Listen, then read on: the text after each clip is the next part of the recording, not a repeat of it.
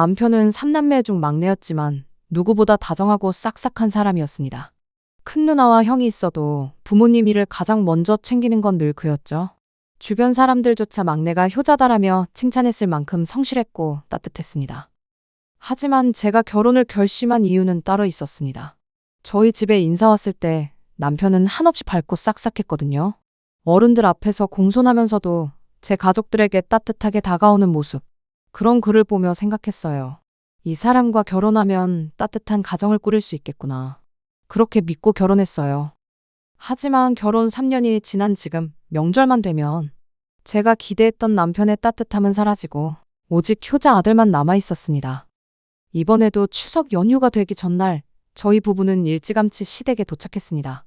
남편은 시댁에 들어서자마자 아, 집이 역시 최고야! 하며 소파에 드러눕고 이른 시간부터 아버지와 술잔을 기울였습니다. 담배가 생각날 땐 현관을 들락날락거리며 피워대고 잔뜩 취기가 오른 채 텔레비전을 보며 깔깔 웃었습니다. 마치 오래 기다린 휴가를 맞은 사람 같았죠. 정말 너무나도 꼴보기가 싫었습니다. 반면 저는 도착하자마자 부엌으로 불려갔습니다. 차례상에 올릴 나물, 전, 고기, 할 일이 산더미였습니다. 어머님은 둘째야, 저것 씻어라. 이거 다듬어라. 그릇 좀 꺼내와라. 모든 심부름을 저에게만 몰아주셨습니다. 형님 부부는 회사 일이 많다며 추석 당일 아침에나 온다고 했습니다. 결국 이틀 동안 저는 사실상 집안의 유일한 며느리이자 심부름꾼이었습니다. 몇십 년을 부엌에서 살아온 어머님만큼 손이 빠를 리도 없었고 낯설고 불편한 시댁에서 서툴게 이것저것 하다 보니 나중에는 온몸이 쑤셔오고 두통까지 밀려왔습니다. 냄새가 배어든 앞치마와 기름기 가득한 싱크대 앞에서 저는 문득 이런 생각이 들었습니다. 내 집 부엌이었다면 지금쯤 따뜻한 차를 마시며 쉬고 있었을 텐데 나도 좀 편히 쉬고 싶다. 그 생각이 머릿속에서 떠나질 않았습니다. 그런데 곧 이어진 어머님의 말은 제 숨통마저 더 조여왔습니다. 너희는 아직 애 생각이 없니? 벌써 결혼한 지도 3년이 지났잖니? 이제 애를 가져야지. 너무 늦는다.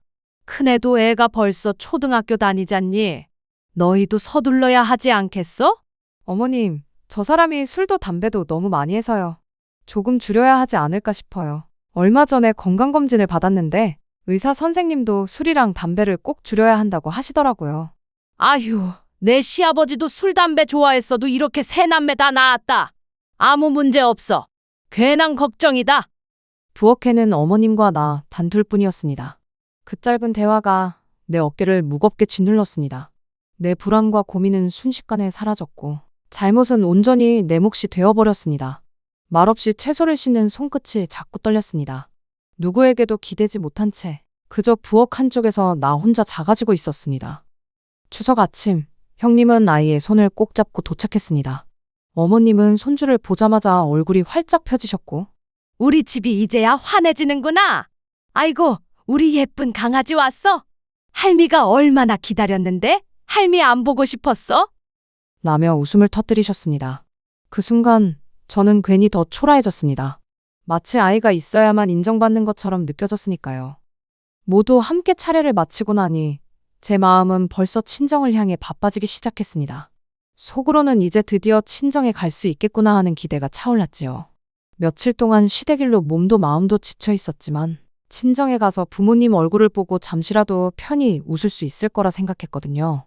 그 약속 하나로 버틸 수 있었습니다. 그런데 그 작은 희망조차 무너질 줄은 그 순간 몰랐습니다. 올해 추석은 좀 길잖니? 하루만 더 있다들 가거라. 큰애는 오늘 아침 왔으니 더 있다 갈 수 있지? 큰딸이 내일 아침 오기로 했으니 만나기도 쉽지 않은데 잠깐 얼굴이라도 보고 가야지 않겠니들. 순간 내 가슴은 철렁 내려앉았습니다. 예상치 못한 말에 내가 그토록 기다린 친정행이 또 미뤄진다는 사실이 믿기지 않았습니다. 기운이 빠졌지만 그래도 남편이 알아서 대답해주겠지 하는 마음으로 가만히 있었습니다. 어머님 말씀이 끝나자 아주버님이 먼저 나섰습니다. 엄마, 죄송하지만 저흰 가야 해요. 아내 친정도 들러야 하고 요새 회사 일이 많아서 출근도 해야 해서요. 저도 모르게 남편 쪽을 바라봤습니다. 남편도 간다고 하겠지 하는 작은 기대가 있었으니까요. 하지만 머뭇거리던 남편은 제 눈치를 잠시 살피더니 곧 말했습니다. 그래, 누나도 오는데 얼굴 좀 보고 가자.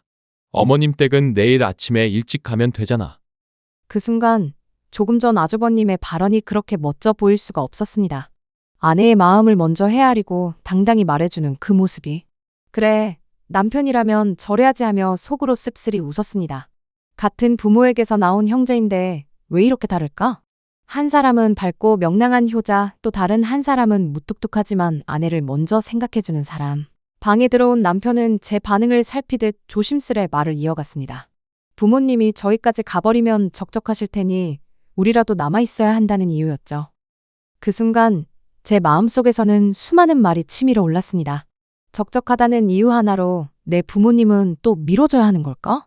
난 게다가 외동딸인데 명절마다 나는 며느리로만 존재하고 누군가의 딸로서는 살아갈 수 없는 걸까?